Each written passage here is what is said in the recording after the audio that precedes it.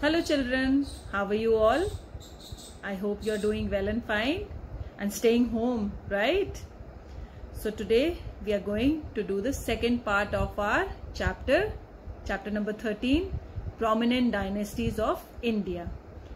Chalo, let me ask you one question first. Okay, Shiva ma'am was born in 1984 CE, okay, and Ashoka the Great was born in 304 BCE. I know you're getting my point. I hope you're getting my point. The difference between CE and BCE that I explained in the last session. CE is Common Era and BCE is Before Common Era. I hope you have understood it. So let's continue with the chapter. Alright, so let's start. In continuation with our chapter, let's move on to our next dynasty, the Delhi Sultanate.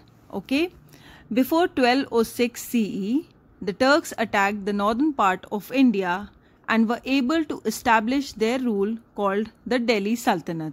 Okay, their kingdom was mainly based in Delhi and stretched over large part of the Indian subcontinent. Okay, now as you can see in these maps, 5 dynasties were the part of the Delhi Sultanate: the Mamluk dynasty, the Sayyid dynasty, the Khilji dynasty, the Tughlaq dynasty, and the Afghan Lodi dynasty. Now, the first Sultan of Delhi was Qutbuddin Aibak, okay, a former slave of Muhammad Ghori, and in whose memory Qutub Minar was built. Okay, these are some of the architecture that was built during the Delhi Sultanate. Okay, the art, music and literature during this time was a mix of the Indian culture and the Islamic culture. Okay, it was a intermixing of these two cultures. Now, very amazing fact, the Delhi Sultanate is the only Indo-Islamic empire to have a female ruler in India. Her name was Razia Sultan. She was the only ever Sultan of the Delhi Sultanate, a female Sultan. Okay, now moving on to our next dynasty, the Mughal dynasty. Okay, from 1526 CE to 1857 CE. Okay, now the Mughal dynasty was established by Babur in 1526 CE, and its greatest Mughal emperor was Akbar. Okay, who brought nearly all the Indian subcontinent together under his rule. Why? Because Akbar was a very tolerant man. Okay, he believed in all the faiths and all the religion and treated all people equally of all religion. Okay, now the period of Akbar, then Shah Jahan and Jahangir saw the very golden era of the Mughal architect. Okay, structures like Taj Mahal, Jama Masjid, Panch Mahal, Moti Masjid, Humayun's tomb, okay, and your Red Fort, these all were built during their rule. Okay, as you know that Jama Masjid is the largest mosque in India till date.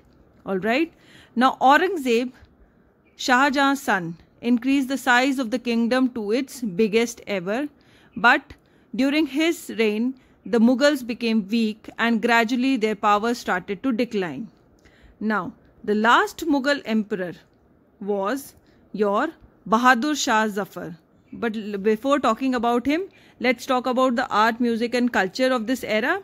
As you can see in the picture, this also was derived from the intermixing of the Indian culture and the Islamic culture. Okay, so it became the Indo-Islamic culture for art, music and literature. Now let's talk about Bahadur Shah Zafar. Okay, this is the court of Bahadur Shah Zafar. As you can see, this is the Mughal court and this is the last emperor sitting over here, and this is the court of Aurangzeb, the Mughal emperor in whose era the Mughals were still strong, but after him, during the rule of Bahadur Shah Zafar, it started declining because the Britishers entered our subcontinent, that is our India. Alright. Now Bahadur Shah Zafar, how he is important for our Indian freedom, the freedom which we enjoy today. Okay, so Bahadur Shah Zafar was the last ruler of Mughal Empire.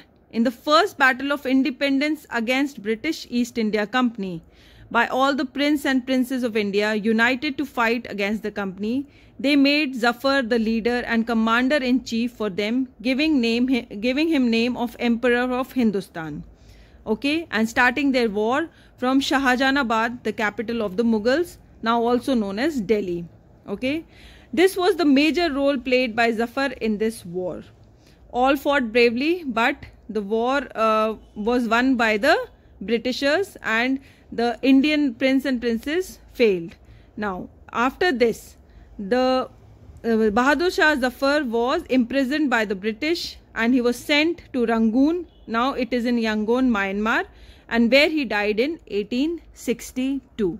Okay, so this was the role played by Bahadur Shah Zafar in our Indian independence war. All right. Now there's one more hot question in your book. I'm talking about that also. We'll be talking about Ashoka pillar. Okay. Now Ashoka pillar was originally placed on the top of the Ashoka pillar at the important Buddhist site of Sarnath by the Emperor Ashoka in about 250 BC. Now in the picture, as you can see, the excavation of the original Ashoka pillar, and यहाँ पर जो आपको ये जो pillar दिख भी रहा है उसका अभी भी ये साइड बना हुआ है. ओके, एंड ये जो ऊपर का पार्ट है, this part, it's now is in the Sarnath museum. Okay, it is called the lion capital and this is now placed in Sarnath museum. Okay, it was excavated from the Sarnath near the Buddhist place and now it is in the Sarnath museum. And now why this is important, Ashoka pillar?